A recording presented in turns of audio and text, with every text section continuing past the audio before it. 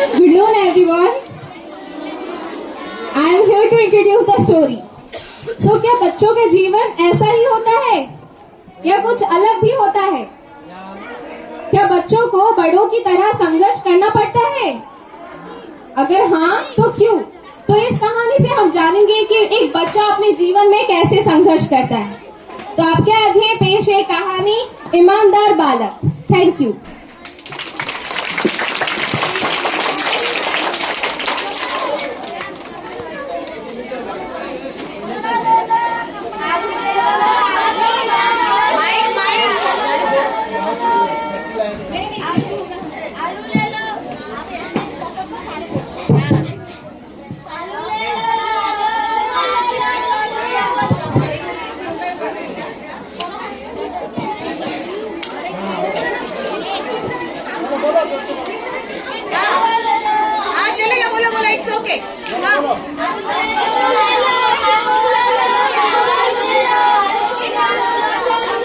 छन्नी ले लो, बटन ले लो, माचिस ले लो। छन्नी ले लो, बटन ले लो, माचिस ले लो। छन्नी ले लो, बटन ले लो, माचिस ले लो। साहब, बटन दीजिए, देसी बटन।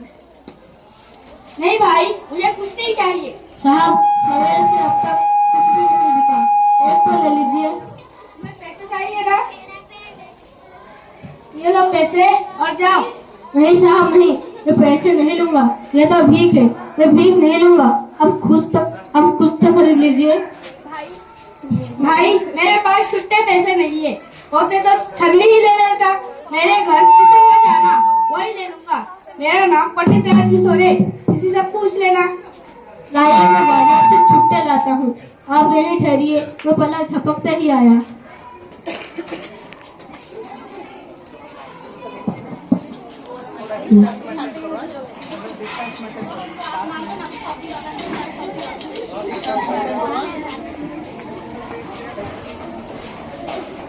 उसके बाद किसका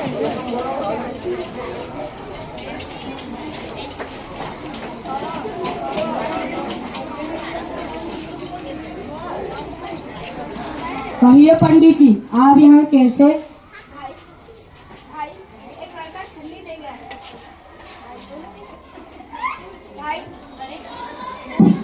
भाई, एक लड़का छन्नी दे गया और मुझसे नोट लेकर पुराने गया है। 15-20 मिनट हो गए, अभी तक नहीं लौटा।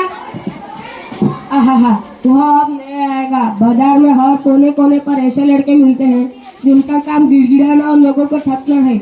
आपको क्या, आप तो गरीब और मजदूरों की सेवक है।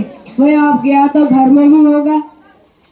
पर भाई, वो लड़का तो मुझे भला लगता था। चलो कोई बात नहीं, समझेंगे। 10 रुपए लेकर यहाँ भी एक पाठ पढ़ा गया। चलो भाई, चलो चलते हैं।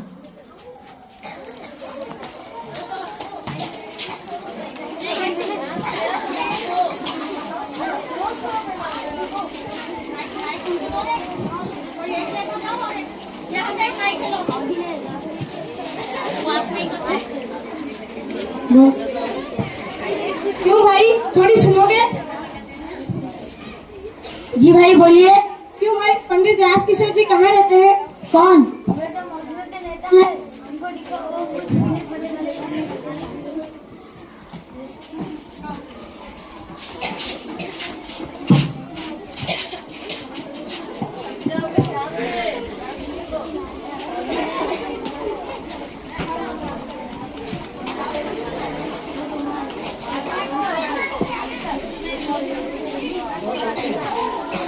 पंडित राजकिशोर जी, पंडित राजकिशोर जी।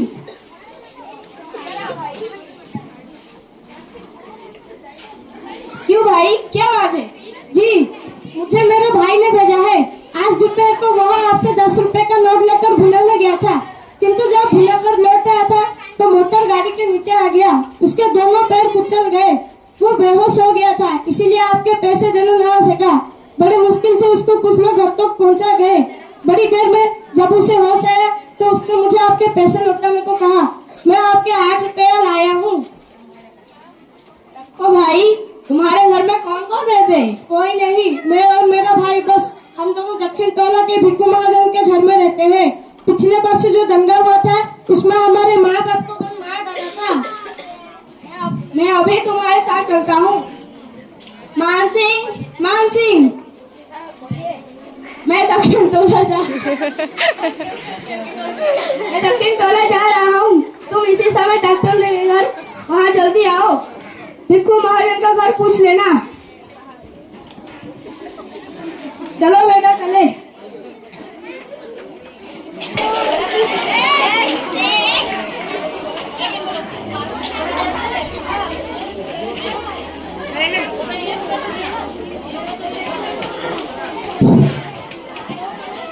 बड़ा दर्द है। तो दर्द है। दर्द नहीं तो क्या आराम मिलेगा? अस्पताल चला जाता तो आराम मिलता ना। चाचा अब आप ही मुझे अस्पताल पहुंचा दो ना।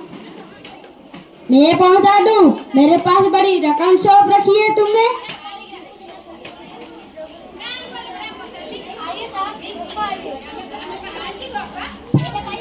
ये रहा साहब आप न जाने क्या सोचते होगे। चिंता ना करो बेटा, मैंने डॉक्टर को बुलाया है, तुम ठीक हो जाओगे।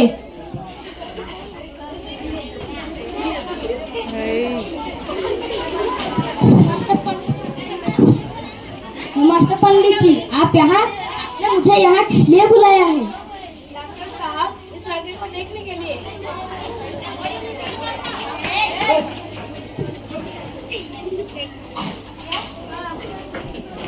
दर्द है। अच्छा, ऐसा लगता है कि एक पैर की हड्डी टूट गई है।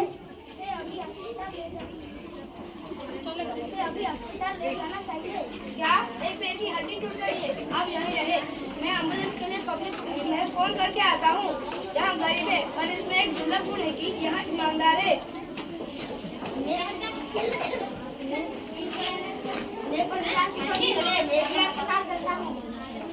हाँ हुजूर, आपने ठीक कहा।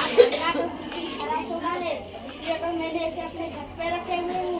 हुजूर, दोनों भाई पढ़ने लिखने के लिए महीने भर में बाजार में कड़ी मेहनत करते हैं। हुजूर बहुत ईमानदार लड़के हैं, आपकी ईमानदार सुनी की जाती है। ठीक है, ईमानदारी कभी हारती नहीं। ईमानदारी व्यक्ति को साहाଯ୍य करने के लिए कोई ना कोई हाथ बढ़ा लेता है। जैसे मैंने अभी बसंत को साहाଯ୍य के हाथ बढ़ाया हूँ। आपने ठीक कहा।